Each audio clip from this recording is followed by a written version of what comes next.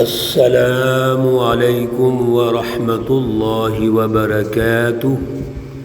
اعوذ باللہ من الشیطان الرجیم۔ بسم اللہ الرحمن الرحیم۔ سابقوا إلى مغفرة من ربكم وجنة عرضها كعرض السماء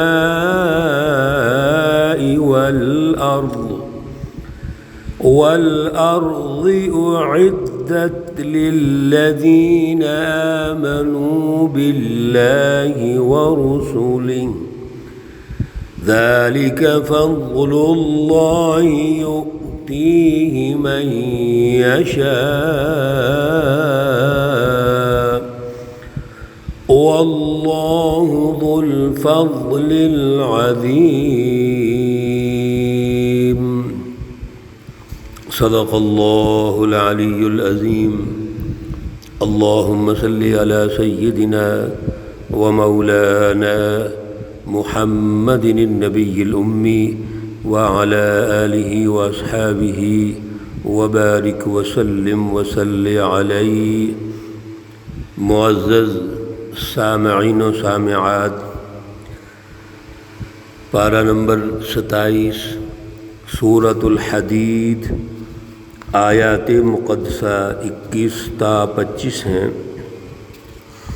اللہ رب العزت ان آیات کا فہم اور شعور عطا فرمائیں اور عمل کی توفیق اور صلاحیت عطا فرمائیں۔ گزشتہ درس میں اللہ رب العزت نے دنیا کی زندگی کا جو ارتقائی سفر ہے اس کی طرف اشارہ فرماتے ہوئے بڑی بنیادی رہنمائی ارشاد فرمائی کہ انسان جب دنیا کی زندگی میں آغاز کرتا ہے، جیسے ایک بچہ ہے اس کو کھیل کود کی ضرورت ہے، پھر بڑا ہوتا ہے زینت کی ضرورت ہے، پھر اس سے بڑا ہوتا ہے تو اس کو اجتماعی ماحول کی ضرورت ہے، پھر مال، پھر اولاد، یہ سب کچھ ضروری ہے، لیکن یہ عارضی چیزیں ہیں۔ انسان کی بنیادی ضروریات ہیں لیکن یہ عارضی ہیں، ان کو مقصد نہیں سمجھنا چاہیے بلکہ عارضی سمجھتے ہوئے ان سے دل نہیں لگانا چاہیے۔ اصل میں اینڈ ان کا ختم ہونا ہے۔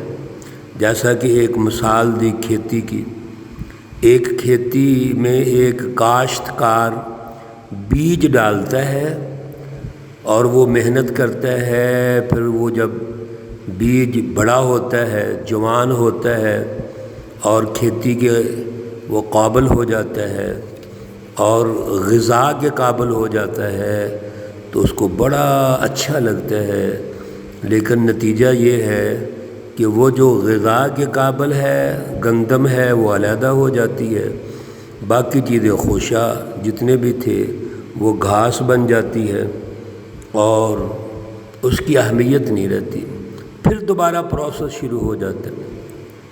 تو یہ دنیا کی جو زندگی ہے یہ تو کھیل اور کود ہے، اور آخر میں فرما دیا وَمَا الْحَيَاةُ الدُّنْيَا إِلَّا مَتَاعُ الْغُرُورِ، یہ ہمیں دھوکہ دیتی ہے، اس لیے دھوکے میں نہیں آنا چاہیے۔ آپ اس ہستی کو یاد کیوں نہیں کرتے جس نے سب کو پیدا کیا ہے، جس نے ایک بیج سے لے کر پورا غذائی عمل کا جو ارتقائی سفر ہے وہ پیدا کر دیا۔ اے انسان تو غور کیوں نہیں کرتا؟ انسان بھی تو ایک بیج کی طرح ہے۔ پچھلی آیات میں اللہ رب العزت نے انسان کی تخلیق پر بات ارشاد فرمائی تھی، سورۃ الواقعہ میں افرأیتم ما تخلقون، آپ اپنی پیدائش پہ غور کیجئے۔ میرے عزیزو، اللہ سے جوڑ پیدا کریں، بس اللہ سے تعلق مضبوط رکھیں، اللہ کو انسانوں کا رب سمجھیں، رب الناس، مالک الناس، الہ الناس، یہ اللہ کی ساری صفتیں ہیں۔ ہمارا جو اعلیٰ ترین وصف ہے، ہمارا جو اخلاق ہے، ہماری ذمہ داریاں ہیں، وہ کیا ہیں؟ سابقوا الی مغفرۃ من ربکم، آپ دوڑو، سابقو سبقت لے جاؤ، دوڑو، الی مغفرۃ من ربکم، اپنے رب کی طرف جو معافی ہے اور بخشش ہے اس کے لیے، وجنت، اور جنت کے لیے۔ یعنی انسان کو جد و جہد کرنی چاہیے، کوشش کرنی چاہیے کہ اللہ کے قریب ہو، اللہ اس کو جنت بھی دیں گے، اس کی توبہ بھی قبول فرمائیں گے۔ اور جنت کیسی ہے؟ عرضھا کعرض السماء والارض، اس کا جو عرض ہے، پھیلاؤ، وہ ایسے ہے جیسے آسمان اور زمین کا پھیلاؤ ہے۔ اعدت للذین آمنوا باللہ ورسلہ، یہ تیار کی گئی ہے ان لوگوں کے لیے جو ایمان باللہ رکھتے ہیں اور ایمان بالرسل رکھتے ہیں۔ یہی پچھلے رکوع میں اللہ رب العزت نے ارشاد فرمایا تھا، آمنوا باللہ ورسلہ، آپ اللہ پر ایمان لائیں اور اس کے رسولوں پر ایمان لائیں۔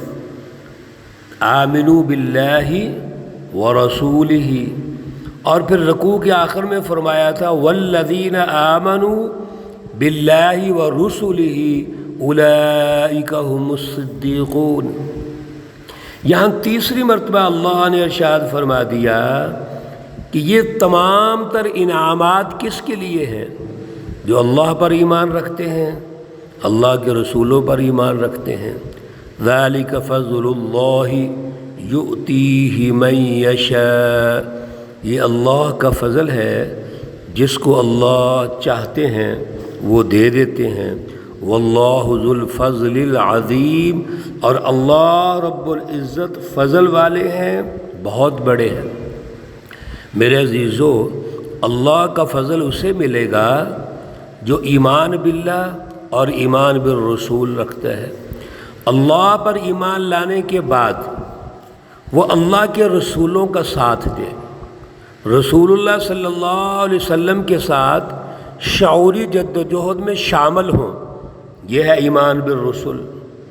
ما اصاب من مصیبت فی الارض، کوئی مصیبت نہیں آتی زمین میں، ولا فی انفسکم، اور نہ تمہاری جانوں کو، الا فی کتاب من قبل ان نبرأها، مگر اللہ رب العزت نے اس کو لکھا ہوا ہے، لوح محفوظ میں محفوظ کیا ہوا ہے۔ جب بھی کوئی تکلیف آئے، انفرادی سطح پہ آفت آئے، اجتماعی سطح پہ کوئی دکھ آئے، کوئی درد آئے، کوئی زلزلہ آ جائے، سیلاب آ جائے، کچھ آ جائے، اللہ فرماتے ہیں یہ تو اللہ رب العزت نے، ہر چیز کا ایک وقت ہوتا ہے، اس وقت مقررہ پر جو چیزیں آ رہی ہیں ترتیب کے ساتھ وہ لازمی آئیں گی، اور جو چیزیں تمہارے پاس موجود ہیں اگر اللہ کی طرف سے کوئی آفت آتی ہے وہ ختم بھی ہو سکتی ہیں، وہ نعمت چھن بھی سکتی ہے، تو پھر تم گھمنڈ کس چیز پہ کرتے ہو؟ اعلموا انما الحیات الدنیا لعب ولہو، اسی کو اللہ رب العزت ہمیں سمجھا رہے ہیں کہ دنیا کی زندگی میں تمہارا کنٹرول ہی کوئی نہیں ہے، یہ سب اللہ کی طرف سے ہے۔ ان ذالک علی اللہ یسیر، بے شک یہ سب اللہ پر بڑا آسان ہے۔ بڑے بڑے متکبرین، شیطانی مافیاز، جن کو بڑا غرور ہے، جن کو اپنی طاقت پہ بڑا ناز ہے، جب ان سے طاقت چھن گئی تو سب کچھ ادھورے کا ادھورا رہ گیا۔ اس لیے اللہ رب العزت فرماتے ہیں، سنیے، لِكَيْ لَا تَأْسَوْا عَلَى مَا فَاتَكُمْ، آپ اپنا ویژن ٹھیک کیجئے، سوچ نظریہ ٹھیک کیجئے کہ یہ سب کچھ اللہ کا ہے، اور اپنا تکبر، اپنا غرور اور انسانوں کو ظلم میں رکھنا، ان کو غلام بنانا، ان پہ ظالمانہ نظام قائم کرنا، یہ تمام تر سوچ شیطانی سوچ، اس کو ختم کیجئے۔ لِكَيْ لَا تَأْسَوْا عَلَى مَا فَاتَكُمْ، تاکہ تم غم نہ کھایا کرو جو تمہارے ہاتھ نہ آیا، وَلَا تَفْرَحُوا بِمَا آتَاكُمْ، اور نہ تکبر کیا کرو جو تمہیں دیا گیا ہے۔ یہ ہے اصل میں مومنوں کی صفت۔ ایمان والے جو ہیں، جو اللہ دیتے ہیں اس میں تکبر نہیں کرتے، شیطانی جماعتیں تکبر کرتی ہیں، اور اگر ان سے کوئی نعمت چھن جائے تو وہ اس کی حکمت عملی پہ غور کرتے ہیں، وہ مایوس نہیں ہوتے بلکہ غور و فکر کرتے ہیں کہ آج اگر ہم سے یہ نعمت چھن گئی ہے تو اس کی بیک گراؤنڈ کیا ہے، کیا وجہ ہے، وجوہات کیا ہے، اسباب کیا ہے، اللہ ہم سے ناراض کیوں ہو گئے ہیں۔ اور جو متکبرین ہوتے ہیں وہ اور تکبر کرتے ہیں اور پھر اللہ پر الزامات لگاتے ہیں۔ واللہ لا يحب كل مختال فخور، اور اللہ رب العزت پسند نہیں کرتے کسی بھی بڑائی کرنے والے کو، اترانے والے کو۔ جتنے متکبرین ہیں، جتنے بھی اپنے آپ کو بڑا سمجھنے والے ہیں، وہ انفرادی سطح پہ ہوں، اجتماعی سطح پہ ہوں، ملکی اور قومی سطح پر ہوں، بین الاقوامی سطح پر ہو، یہ فرعونی مزاج ہے، یہ تو نمروتی مزاج ہے۔ جیسے آج کا یورپ اور آج کا بالخصوص امریکہ اور ان کا صدر ڈینگے مارتا ہے اور اپنی طاقت پر گھمنڈ کرتا ہے، اللہ نہیں پسند فرماتے۔ الذین یبخلون وَيَأْمُرُونَ النَّاسَ بِالْبُخْلِ، وہ لوگ جو بخل کرتے ہیں اور لوگوں کو بھی بخل کا حکم دیتے ہیں، یعنی خود بھی بخیل ہیں اور پھر اپنا ایک بخیل مافیا قائم کیا ہوا ہے۔ وَمَن يَتَوَلَّ فَإِنَّ اللَّهَ هُوَ الْغَنِيُّ الْحَمِيدُ، یاد رکھیے جس نے اللہ سے منہ موڑ لیا، بس بے شک اللہ رب العزت غنی ہیں، بے پرواہ ہیں، الحمید خوبیوں والے ہیں۔